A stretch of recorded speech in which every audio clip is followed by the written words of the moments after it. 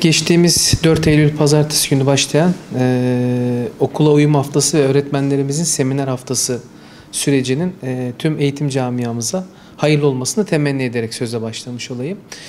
Malumunuz ki 4 Eylül'de öğretmenlerimiz ve ilkokul 1. sınıf, ana sınıfı, ortaokul 1. sınıfı, lise 1. sınıfa başlayan öğrencilerimiz kısa süre olarak eğitim öğretime uyum haftasına başladılar. Bu hafta tamamıyla uyum haftasıyla bitti. Geri kalan öğretmenlerimiz de seminer dediğimiz etkinlik çalışmalarıyla bu haftayı tamamladılar.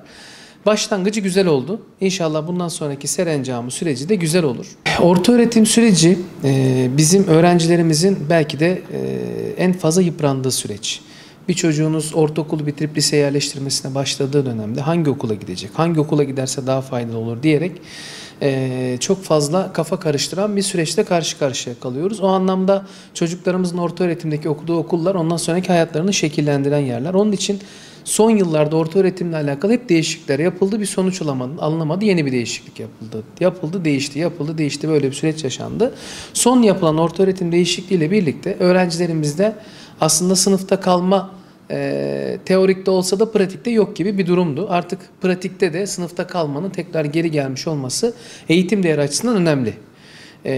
Hem velilerimiz tarafından hem de öğretmenlerimiz tarafından beklenen bir gelişmeydi. Bununla birlikte devamsızlık süresinin belirli bir kotayla sınırlandırılması da kıymetli. Çünkü eğitimin, akademinin, akademik camianın, eğitim sürecinin kalitesinin arttırılmasıyla alakalı iyi bir sürece doğru gideceğini düşünüyorum.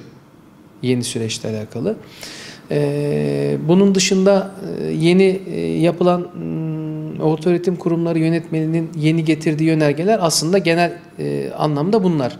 Yine son günlerde cep telefonuyla alakalı çok fazla bir gündem ortaya çıkıyor. Bizim çocuklarımızı maalesef bu dönemde ekranlarla çok karşı karşıya bıraktığımız için lise çağında çocuklarımızın cep telefonlarına okul döneminde biraz ayrı kalmaları iyi olacaktır diye düşünüyorum. Bakanımızın böyle bir açıklaması oldu. İşte okula girerken cep telefonlarını bir kenara bırakıp çocukların haşır neşir olmadıkları. Hatta öğretmen arkadaşlarımıza da Milli Eğitim Bakanlığımız bir telkinde bulundu. Hani cep telefonlarımızda çok fazla. Bizim öğretmen arkadaşlarımızın büyük bir çoğunluğu ders esnasında sadece dersleriyle ilgilenir.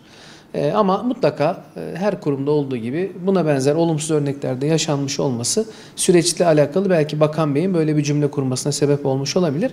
Ama öğretmen arkadaşlarımız eğitim kalitesini ellerinden geldiğince en iyi şekilde süreç içerisinde yaptıklarını biz düşünüyoruz. Onlar da cep telefonuyla alakalı zaten gerekli tedbirleri kendi gündemlerini alacaklardır. Son günlerde kamuoyunu çok fazla meşgul eden bir de önlük meselesi var.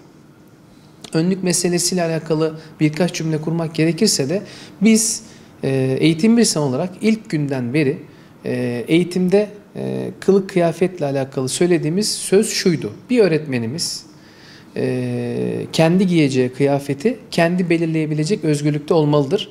Çünkü topluma örnek olan bir mesleği yapıyor bu arkadaşlarımız. Bu anlamda Milli Eğitim Bakanlığı'nın önlüğü teşvik etmesi kıymetli ama bunu yarın bir gün zorunlu bir süreçmiş gibi sosyal medyada şurada burada okuduğumuz süreçlerle eğer öyle bir döneme gelirse eğer kaygı verici bir duruma dönüşmüş olur. Bizim artık ilkokul 2. sınıftan bu yana bütün çocuklarımıza alışılagelmiş bir test usulümüz oluştu. Bu aslında baktığımızda normal dışarıdaki pratik hayatla çok ilişkilendiremediğimiz bir durum.